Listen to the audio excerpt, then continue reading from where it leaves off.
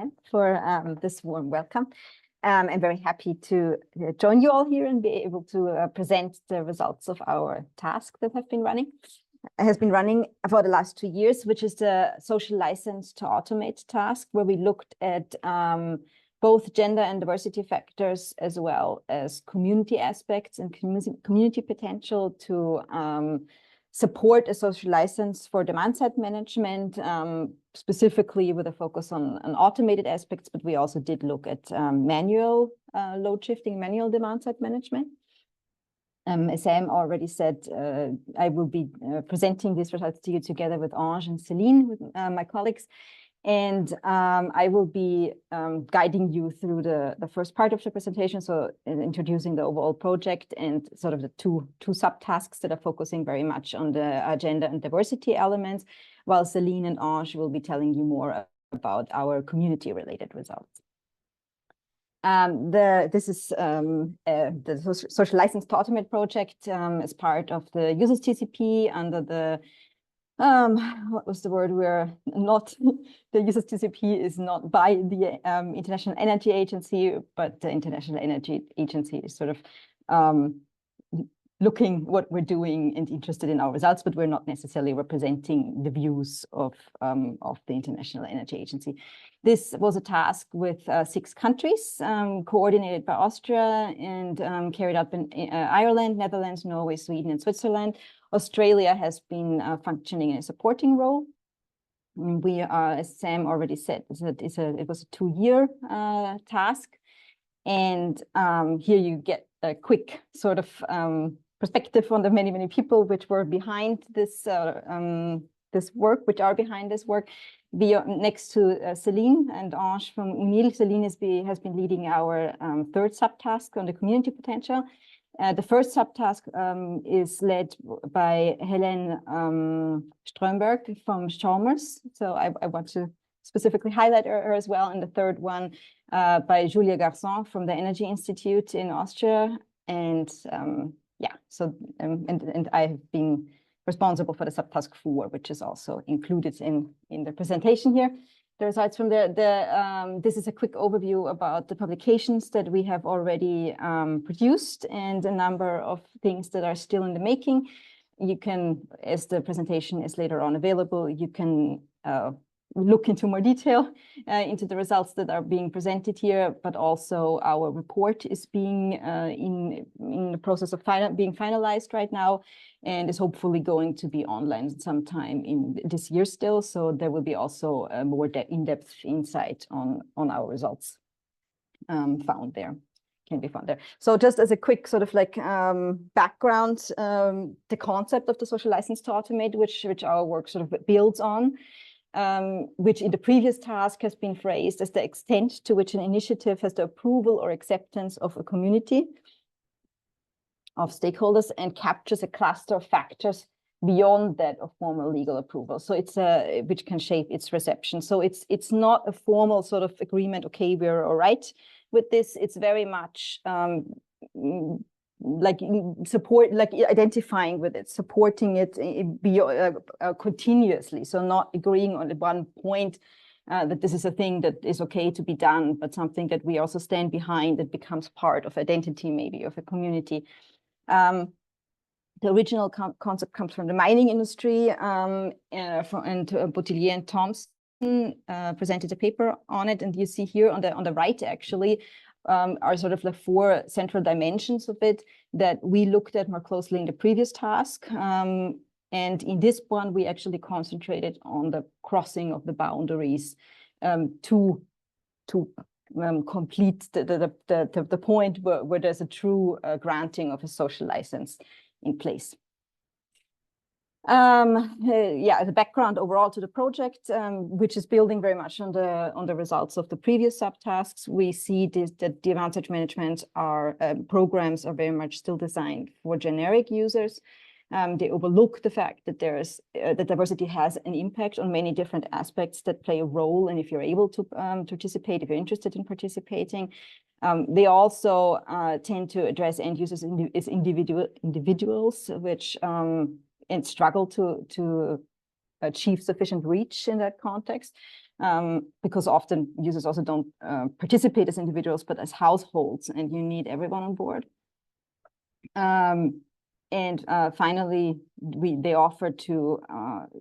failed to offer different types of involvement in connection with these aspects that I just mentioned. So both that you have different end users, different user groups that are able to participate in different forms, and also that they don't necessarily participate as an individual, but as a household. So you need to find ways and offer ways that that are more varied than is very often the case.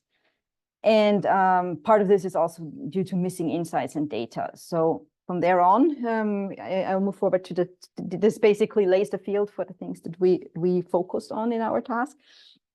In subtask 1, we wanted to understand the role the gender and diversity factors play, specifically in the context of consumption flexibility. And we also looked a bit closer at that concept and what it means for us and within our task. Then we also looked at flexibility markers in load profiles. That was the subtask 3. So gained a better understanding of subtask 2. Sorry.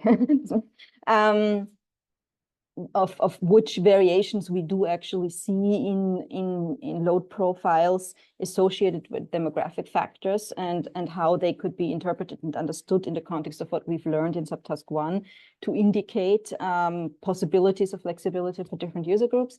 And finally, in the last subtask, sorry, this being difficult, we looked at energy communities, different types of energy communities, aspects like social that influence how far social aspects can be addressed within these energy communities, how these social aspects are defined, and what they can contribute to building of a social license.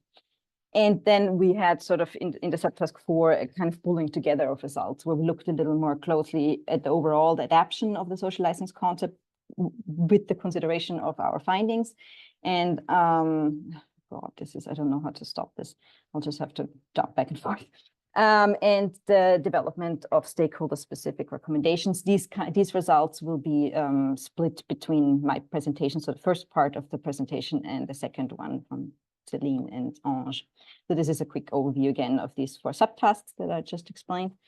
And with that, I will already go into the results of the first one, where we had sort of like 3 big steps. The first one was a literature research, a big one, where we have published a paper on it as well, looking at what we can learn from the literature about the role of gender and diversity factors in flexibility. One thing that we found is that demand-side technology and communication is still very much designed with male technology-affine users in mind, and therefore doesn't reach women sufficiently. So you see that very much just with the purchasing numbers, with the people who participate in projects that are looking at this, that they're very much male and technology affine.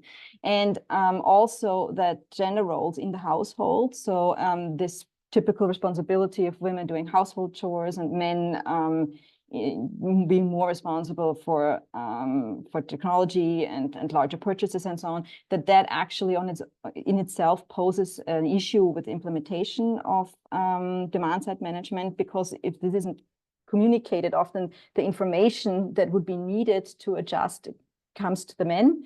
And if they don't pass that on to the women who are actually carrying out activities, who would be either affected by automated elements or who are asked to actually shift manually, then it's impossible to really optimize and optimally use the potential of demand side management.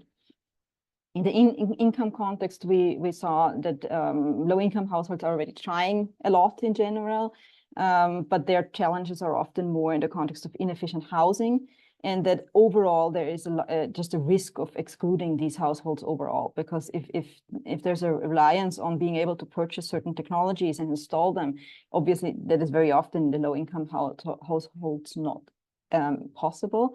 And if programs are designed around this need, this requirement, basically they're excluded, and this is how you access the cheap, sustainable energy that's currently produced. They won't be able to.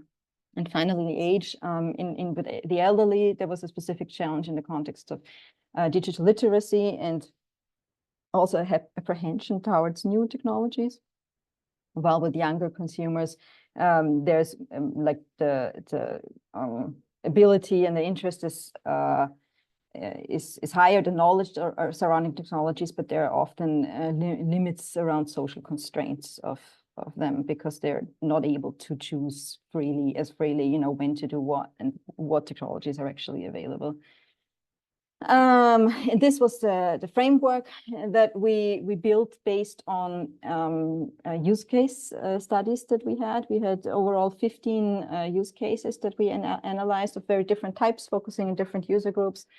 And we looked at the willingness to be flexible, the acceptance of external control, the technologically derived ability, and the socially derived ability. What we saw was that women in general were more willing to shift manually and had more socially derived ability in terms of in their everyday lives being able to, while men were more interested in automation and also in technology. So that with the higher technology affinity and more interest and openness to it, the technology arrived ability was typically higher. In terms of age, we saw a U-curve with the willingness, so higher with younger and older people, but the acceptance of external control and automation was decreasing with age. And we also saw that the ability to be flexible was not necessarily directly affected by age, but more by life stages. So families with young children, that was typically specifically low, because there was just days were so full and so many other priorities were present that there was just less possibility. And in terms of income, the findings were more mixed, but what was very clear is that there's a strong connection with income and ownership, and both the benefits that you can get from it. If you own a house and you can afford your own technology are higher, as well as your just the ability to do anything. So with that combination, if you have a house and you have the money to afford it, that's obviously those were the groups that were able to participate the easiest and gain the most benefits. And then looking at the flexibility markers in terms of the load profile analysis, we looked at the shape of consumption patterns, the consistency of consumption patterns, and also the response to financial incentives. These were large data sets, altogether 5. Some were smaller, some were larger. Actually, 3 of those were in international data sets, I believe. And what we saw there was that men tend to have a higher baseline consumption, and also did respond more to actual financial incentives that were offered in a particular project where that was carried out, where messages were sent with that. So we saw more response to those among the participating men. Women had higher consumption peaks, especially in winter. This is what you see on the left here. So you can see these peaks here. Which you don't see here as much in the summer. In the context of income, obviously higher income households tended to have higher consumption. There was variation in depending on household composition, specifically when there were children, the peaks were higher, and the young and the old had lower consumption, although different consumption patterns, and the highest consumption was with middle age. And going on towards the recommendations and the flexibility profiles. The flexibility profiles was an activity where we, based on all the insights that we gained from the various tasks, looked specifically like how do we define flexibility? What are characteristics within these dimensions? And how do they relate to gender and diversity components? You see here we had specifically the capacity, which has a lot of like technology elements, technical elements in the houses, but also if you have the time to do shifting manually. The flexibility ability included more sort of soft skills with awareness, knowledge, and also the type of energy practices that you carry out and how flexible they are. And if you're able to actually decide, so for example, if you live in a place with shared washing laundry facilities, you might not be as easily able to just say, okay, now is a good time to do this in terms of demand side management. And finally, the willingness, including elements such as motivation, incentivization, technology affinity, and the social norms. And if we move on from there, we looked at how those different factors and dimensions relate, like I said, to the diversity elements. With gender, we see specifically in all different areas just different types. Like men and women both have just basically the supporting elements and their barriers concerning all three dimensions. With men, in example, being more motivated by financial aspects and autonomy, the women more with social and environmental components, the women being able to manually shift, the men having the technology affinity. These were the same sort of results that we saw before. That's what plays in here. With age, we see specifically an impact on capacity and willingness in terms of like what is actually installed in the house, which kind of loads do we have.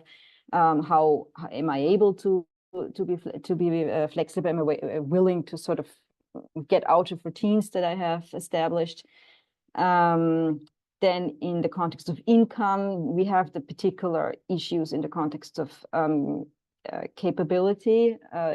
So like not having the technology available. But also in the context of ability, so that there are issues with information access, with awareness, and with the ability to transform, which that is specifically what the financial elements are in there. So can I actually purchase new technology?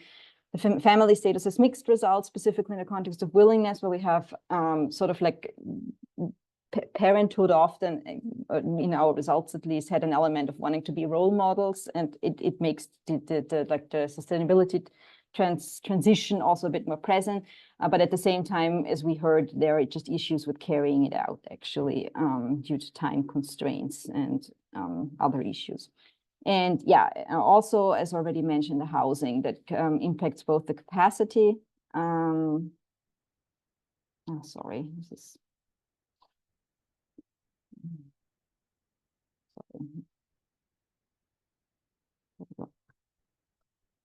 In terms of like having more loads, being able to install consumer technologies and so on, and willingness in terms of being able to profit more from it. So finally, if we're looking in that context at the sort of flexibility profiles, we see a high readiness with high income households, home ownership, and the tech savviness. Mixed results we have around like young flexibility of young consumers, households with children, and citizens with tenancy situations, and the low income and elderly are specifically sort of challenging groups to be able to include that where particular effort needs to be made and better solutions need to be developed. And finally, moving on to the recommendations. So finding participation pathways that don't require financial or technology investments are important, that can work with typically sort of what's in the household. Low tech solutions for participants that have limited digital skills, accessible solutions so that are intuitive and accessible in terms of language, so we don't have barriers for groups that don't speak the language of the country as well that they're living in. Specific approaches to support digital and energy literacy, so also beyond digital elements, again, workshops, also analog material, paper materials, and community events, tailored support for low income households, specifically like subsidizing programs and financial incentives to target those groups. Okay, I don't know why it keeps, do you still see my screen? Because it keeps saying, it says right now, well, I will just finish. You see your screen, Lisa, okay. but the slide hasn't moved forward from okay, because it says your screen sharing was stopped, but I'm not sure how to tell it to please continue. Okay, well, worst case, Selin, you can continue afterwards. I'm already at the last slide anyway, and that slide is in the presentation afterwards. So the last 2 points were so gain a better understanding of habits and routines and household roles as well. So in order to be able to develop participation options that have a more sort of integrated perspective on this, and to understand also the impact of measures taken so like different things that are to continue follow up, things that are actually the steps that are taken, the funding programs. So who is actually participating, who is benefiting, are they succeeding in the way that they're intended in terms of in being more inclusive. So those are the recommendations we have coming out of these two subtasks, and I would now be passing on to Selin. I can try to share again, so like stop and share again, or Selin, you try yourself. Yes, thank you very much. Lisa, could you need to stop sharing so I can share? I have. Let's do it like that. Run at desktop 3, right? And then I'm hoping you are seeing the correct. Okay, because can everyone see my screen with the? Oh, I need to share. Oopsie. Oh, no, it's not this correct one. It's the screen, but it's right now it's just not yet in presenter mode. It's not in the presentation mode? Sorry, it's not presentation mode. Yeah, it's just not started presentation. I'm just gonna do, it's one of the things I need to take it out because it gets confusing.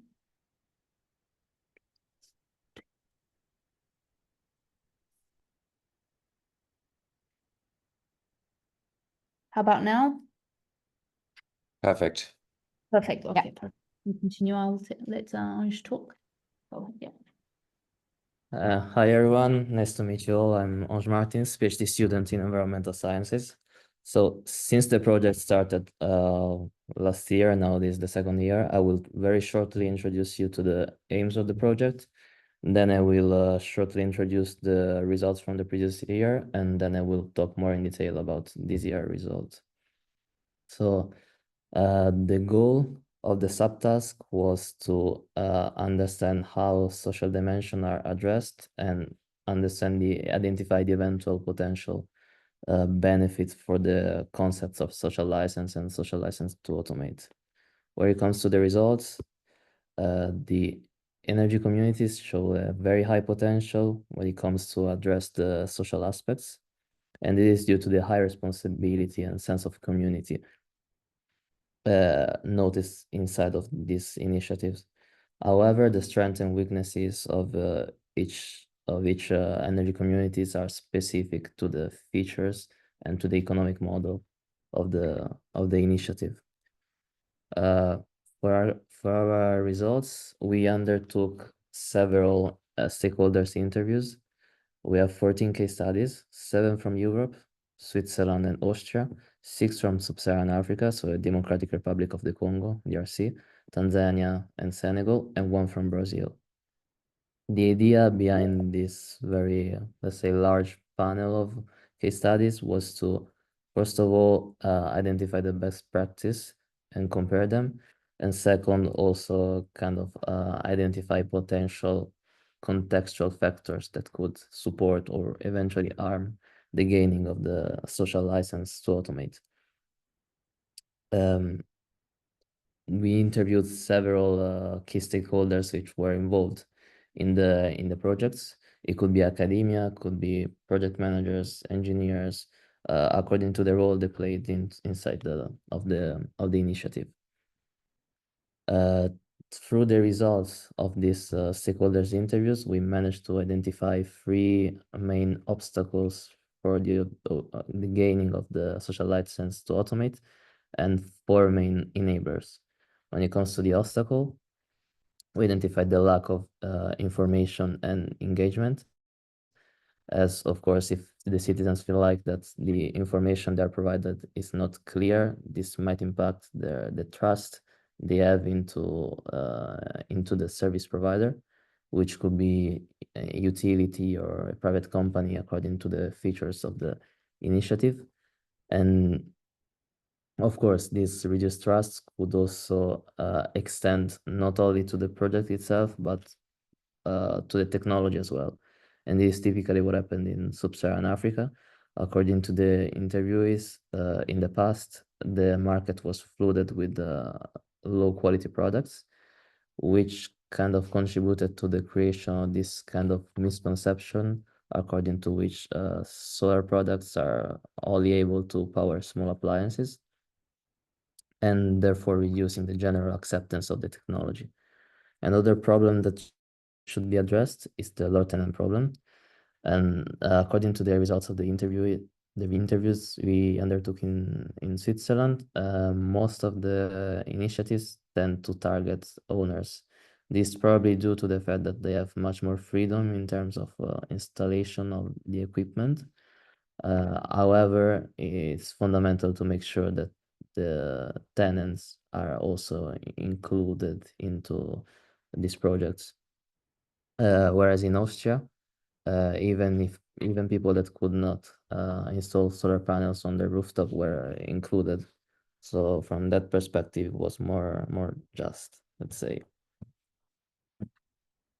When it comes to the enablers, essentially almost all of the interviewees in Austria mentioned that energy community membership can foster acceptance of automation.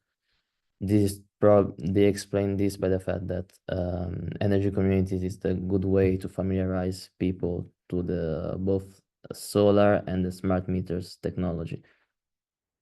Information and transparency are also crucial to these kind of initiatives. This is also because the citizens, of course, to increase engagement and energy democracy, the citizens need to be able to make sound choices, and this is also and information are central in these aspects. One example is that there was this citizen in Austria which was opposing the installation of smart meters inside of his apartment because it felt this as a violation of his intimacy. But after talking to the board managers and other members of the community, he understood the purpose of the smart meters and he accepted that installation. The interviewees also mentioned the positive correlation between economic savings and technology acceptance. There is to say that if the technology is likely to allow economic savings, then people will be much more inclined to accept it. In the end, the information must be tailored to the receiver. That is to say that like we don't need to transform each one of the people taking part in the initiative into engineers, but we should provide them exhaustive information. However, if someone is not interested to be part of it to a large extent, they should be able to just receive the information they need on a daily basis without it being too much, let's say. We also try to provide a qualitative assessment to trying to identify the factor that could potentially support the creation of the social license to automate from both the technical, social, and economic perspective. But we realize, that for the technical aspects, the equipment we need is already available. So there is not necessarily the need of exploring further, despite the room for improvement. Whereas from the economic perspective, policies should be supporting energy communities in order to facilitate this implementation. And according to the way the new law that was voted in the beginning of June in Switzerland is implemented, Switzerland could become an interesting case studies. And for the social aspects, acceptance and familiarity with renewable technology, as I mentioned before, are a key factor to enabling automation, and avoiding information asymmetry and centralization of information is fundamental, once again, both from a justice perspective and from an engagement one. What you see in the picture is one example of, let's say, information sharing we did during a workshop in Switzerland. We were trying to explain flexibility and explain to people what's the influence of their practice comparing to the solar production in their district. So our results translated into 6 recommendations. The first one is to ensure that the citizens have a strong support when it comes to the implementation of the project, and this is should be made through the creation of a kind of intermediary role that could connect the citizens and the community. The second one is to make sure that there is a kind of strong connection between a strong engagement and trust of the citizen involved. And it is fundamental to have an equity-based approach. So tailor the intervention to the needs of the specific group. We also need to provide legislative and economic support for the communities. This is fundamental. It could be done through policies and dynamic tariff and all of that. And from a fairness perspective, it is fundamental to implement a mechanism that allows to reduce the cost burdens and increase the fairness of distribution. This was fundamental for the stakeholders from Sub-Saharan Africa, as they mentioned that not being able to access electricity means incurring in increased economic expenditure, adverse health effect due to the use of charcoal and petrol products, and so they are exposed to price volatility as well. So after that, I will leave the floor to Selin.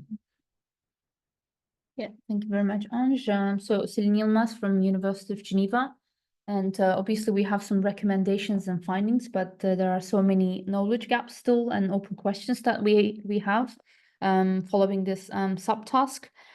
Starting with more the gender and diversity part. So there is this scarcity of data. There is insufficient knowledge about the impacts of the intersections of diversity dimensions, especially addressing demand-side management solutions in relation to social factors, how the contextual situation in households, including all the social dynamics, influence the household behavior and also its potential for adaptability.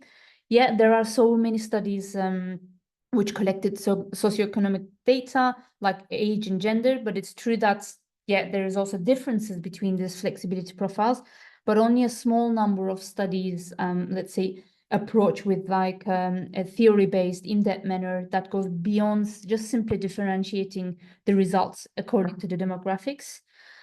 Because there are many other things we found, like digital alienation, everyday routines, gender equality, not as single variables, but it's like an interconnection and combination of these variables. And we also should not forget about obviously the power relations and then the context that some people have so much contextual power, which then guide the things as they want it. And then the rest of the marginalized group is lacking to this trust and understanding to provide to get granted the social license from these people, let's say.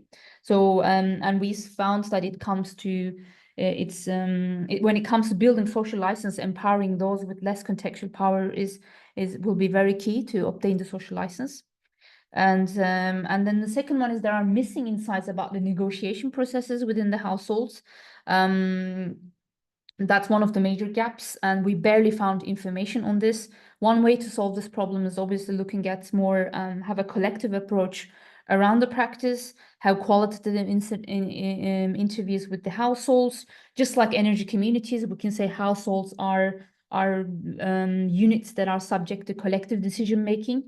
And for example, when it comes to also like non-traditional households, where there is not only one mother, one father, and two children, we see there's also like different dynamics when it comes to how to say understanding how we can obtain the social license, and also better understanding about how technology design interacts with the diversity dimensions. And I mentioned here already this digital alienation, and we always say the users and must be the starting point of DSM solutions, rather than the dominant approach of okay, this is what the grid needs, here is the information, understand or not become part of it. So that was it was quite difficult to find out like how you build credibility, legitimacy, and trust with different groups especially when you're sharing information, and it's quite elusive in practice how these things are done. So we couldn't find much information on that, let's say evidence in that. And when it comes to energy communities, like obviously we did interviews with the communities, like Ange's with the stakeholders. We found that there is this very little understanding of, for example, energy justice and democracy, and also different understanding, this plural understanding of it. For example, when we mentioned the three tenets of the energy justice, like recognition, procedural, and distributive, when we were asking them, okay, what is your understanding of fairness? It was mostly on the distribution part. It was mostly related to the costs and benefits. So there was nothing about like how you recognize other people's needs. So it kind of obviously asked us this open questions like, is energy community accessible to marginal groups, to low-income groups, or digitally less illiterate people? And then the other things is like we had very little insights or reflections from the stakeholders on the processes, including the governance and activities, on how to build social license slowly to support the technology, to support the automation technologies in energy communities.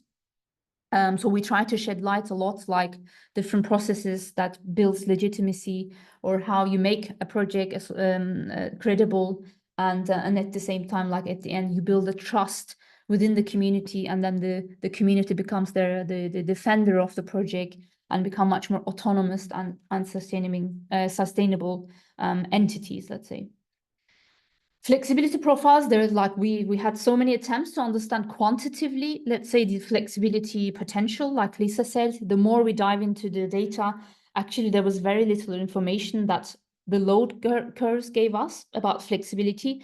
First, like I said, we didn't know, like in this kind of multiple households, how it's negotiated, and then the load curve changed, like the flexibility is provided. How did that happen? And then this insufficient data, obviously, to identify this interconnectedness between the load profiles, that was very, let's say, lacking. And there weren't many studies who were trying to address, but definitely we should be looking at more like studies who are looking and integrating practices into these load profiles. And on the future outlook, obviously, we want to bring understanding that now households and energy communities, we have to see them as more like collective. So we need to bring much more collective approaches when we are looking for how to build social license, to make sure that the social license is granted by many of them, not just one part of the profile or the household or the energy community. So rather than seeing these entities like dichotomic, already ready, static, accepting profiles, and we were thinking like maybe a novel, much more like a constructivist perspective could be useful, looking at, having an analytical focus on the collectives of engagements, like the processes in the making of social license to automate, like what have you done to build legitimacy, what have you done to build credibility with different groups. And then, for example, in terms of the intersectionality and flexibility, there was a little information on that, and we would like to further go on and say like, okay, what kind of challenges and opportunities, obviously, that could also exist, we can identify, and how we can address this to build social license with coming from an interconnection of this different variables, but at the same time, maybe it provides an opportunity, because you can find different ways, or like different narratives that people would like to engage with the energy system. So that could be a nice approach, rather than this kind of techno-economic approach that we traditionally have. And obviously how these flexibility decisions are negotiated, that's different processes are there. It's very key to understand, and we really would like to look forward to researching these negotiations within community or also within the household members as a community, let's say. And then finally, obviously, these processes within the energy communities, like we said, the processes, dialogues, organizational and governance structures, like what kind of tools and methods were there, or participatory approaches were there to build the social license, like, and also what are the collective benefits and outcomes of these things, like we used such processes and dialogues, and at the end, this causal relation between what kind of cohesion and empowerment is built within the communities. That is something we would like to continue looking at, obviously in the future projects, and then whether how these kind of processes lead to these, let's say, more subjective, like cohesion, but at the same time much more functional outputs, like CO2 reduction and economic benefits, let's say. So I think I'm going to stop here because we are going over time, and we're very happy to answer your questions. Thank you.